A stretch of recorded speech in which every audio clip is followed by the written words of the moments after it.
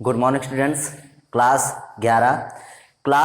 11 में जो आपका इकोनॉमिक इम्पोर्टेंस ऑफ बैक्टीरिया चल रहा था, तो उसमें आपका पार्ट बी शुरू हो चुका था, हार्मफुल एक्टिविटीज़ ऑफ बैक्टीरिया। मतलब किस प्रकार से बैक्टीरिया जो होता है हम लोगों के लिए आर्थिक रूप से नुकसानदायक होता है। तो उसमें हमने आपको एक पार्ट पढ़ा दिया था। ठीक, अब जो है ये दूसरा पार्ट है। ठीक, तो पार्ट बी में ही ये पार्ट 2 है। तो देखते हैं इसमें क्या है। तो आज हम आपको बताएंगे कि किस जो नेक्स्ट टॉपिक बचे हुए हैं, तीसरा और चौथा, क्योंकि आपको कल हमने जो नेक्स्ट वीडियो बनाया था पिछला, तो उसमें आपको मैंने 1 और 2 टॉपिक बता दिए थे। ठीक, आज हम आपको तीसरा और चौथा बता देंगे। इसके बाद जो इकोनॉमिक इंपॉर्टेंस ऑफ बैक्टीरिया है वो समाप्त हो जाएगा। तो वीडियो शुरू करने से पहले अगर आप हमारे चैनल पर नए हैं तो चैनल को सब्सक्राइब कर लें, बेल आइकन को दबाएं ताकि आपको वीडियो की नोटिफिकेशन मिल सके। तो देखिए, हार्मफुल एक्टिविटीज में तीसरा पॉइंट आता है भूमि की उर्वरता कम करना या विनाइट्रीकरण। ये टिप्पणी मोस्ट इंपॉर्टेंट है। विनाइट्रीकरण क्या होता है? आपने नाइट्रीकरण पढ़ा, ये सब टिप्पणियां पढ़ी हैं, लेकिन विनाइट्रीकरण क्या होता है? तो आइए जानते हैं विनाइट्रीकरण क्या होता है। तो देखिए, मृदा में कुछ पाए जाने वाले बैक्टीरिया जैसे थायोबैसिलस डिनाइट्रिफिकेंस और स्यूडोमोनास। बैक्टीरिया का नाम बहुत ही ज्यादा इंपॉर्टेंट है, आपको केवल बैक्टीरिया का नाम याद रखना होगा। आपसे पूछा जा सकता है कि विनाइट्रीकरण होता है उसमें कौन से बैक्टीरिया का भूमिका होती है, तो हम बताएंगे थायोबैसिलस डिनाइट्रिफिकेंस और स्यूडोमोनास। तो मृदा में पाए जाने वाले कुछ बैक्टीरिया जैसे थायोबैसिलस डिनाइट्रिफिकेंस और स्यूडोमोनास मृदा में उपस्थित नाइट्रोजन यौगिक, मृदा में जो नाइट्रोजन यौगिक मतलब जैसे NO3 होता है, NO2 होता है, तो नाइट्राइट और नाइट्रेट्स जो होते हैं उनको, इन यौगिकों को तोड़ देता है और इनको काहे में तोड़ देता है? स्वतंत्र नाइट्रोजन बदल देता है इनको। जो नाइट्रोजन के यौगिक NO2 और NO3 होते हैं तो उनको ये नाइट्रोजन में बदल देता है, जो वायुमंडल में वापस चले जाते हैं। जब नाइट्रोजन के रूप में बदल जाएगी तो ये क्या होगा? ये वायुमंडल में वापस चली जाएगी। यह क्रिया विनाइट्रीकरण कहलाती है। इससे भूमि की उर्वरता कम हो जाती है, क्योंकि हम लोग को पता है कि जो पौधे होते हैं वो वायुमंडल की नाइट्रोजन को नाइट्रोजन के रूप में ग्रहण नहीं करते, बल्कि नाइट्रेट्स के रूप में ग्रहण करते हैं। लेकिन ये जो बैक्टीरिया होते हैं ये क्या करते हैं? भूमि की जो नाइट्रोजन के यौगिक जो नाइट्रेट्स होती है या नाइट्राइट होती है उसको ये तोड़ देते हैं। और काहे में तोड़ देते हैं? नाइट्रोजन में तोड़ देते हैं। और ये नाइट्रोजन जब स्वतंत्र हो जाती है तो पुनः वायुमंडल में चली जाती है, जिससे भूमि की उर्वरा शक्ति कम हो जाती है। ठीक, तो ये विनाइट्रीकरण था। विनाइट्रीकरण बहुत मोस्ट इंपॉर्टेंट टिप्पणी है। अब अगला देखते हैं मनुष्य में होने वाले रोग। तो देखिए, मनुष्य में होने वाले रोगों को, क्योंकि मनुष्य में जो होने वाले रोग हैं जैसे वायरस है, बैक्टीरिया है, प्रोटोजोअन रोग है, तो अगर हम इनको एक साथ पढ़ेंगे तो हम कंफ्यूज हो जाएंगे कि बैक्टीरिया का रोग कौन सा है, वायरस का रोग कौन सा है, प्रोटोजोआ का रोग कौन सा है। तो हम इन रोगों को एक ट्रिक के माध्यम से पढ़ेंगे। एक ट्रिक है, उस ट्रिक के माध्यम से पढ़ेंगे कि ट्रिक क्या होती है। तो ट्रिक जानेंगे। देखिए, मनुष्य में होने वाले बैक्टीरिया के द्वारा जो रोग होते हैं तो उसको एक ट्रिक के द्वारा याद रखेंगे। कौन कौन से रोग होते हैं? देखिए, इसके लिए एक छोटी सी कहानी है कि एक लड़का था जिसका नाम गोटी था। क्या नाम था? गोटी था। उसकी छोटी सिस्टर थी जिसका नाम था निम्मो। तो गोटी ने निम्मो से क्या कहा? तो गोटी ने निम्मो को, क्योंकि उसके घर में सीडी जो थी, सीडी आप जानते होंगे, सीडी या डीवीडी होती है, उसमें कैसेट लगा के मूवी वगैरह चलाई जाती है। तो क्या हुआ? गोटी ने निम्मो को छठा सीडी प्ले करने को कहा। ट्रिक क्या है आपकी? गोटी ने निम्मो को छठा, देखिए हमने यहां पर 2, क्योंकि हमारा मतलब यहां से छठा से मतलब ये है, ये नहीं है। ठीक, इससे कोई मतलब नहीं है। तो यहां पर क्या हुआ? गोटी जो था उसने निम्मो से क्या कहा? गोटी ने निम्मो से कहा, क्या कहा? गोटी ने निम्मो को छठा सीडी प्ले करने को कहा। क्या कहा? कि छठा सीडी प्ले करना है। तो ये हमारी ट्रिक हो गई। अब हम इसको कैसे करेंगे? देखिए, इसमें देखिए यहां पर मैंने लिख दिया है, यहां पर मैंने इसके नाम भी लिख दिए हैं।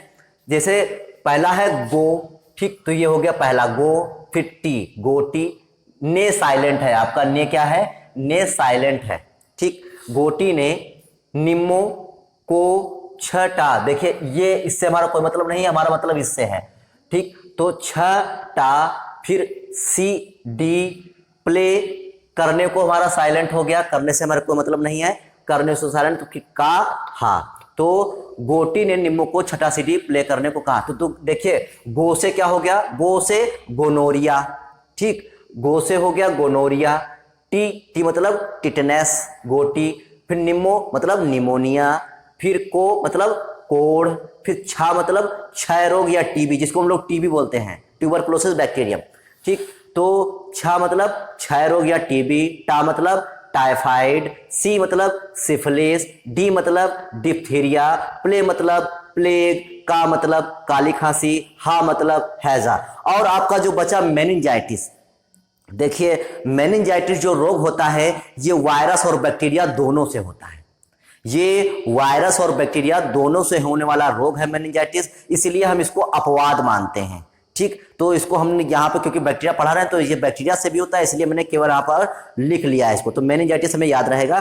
तो देखिए हमारी ट्रिक हो गई, गोटी ने निम्मो को छठा सीडी प्ले करने को कहा। ठीक, तो करने को साइलेंट और ने साइलेंट।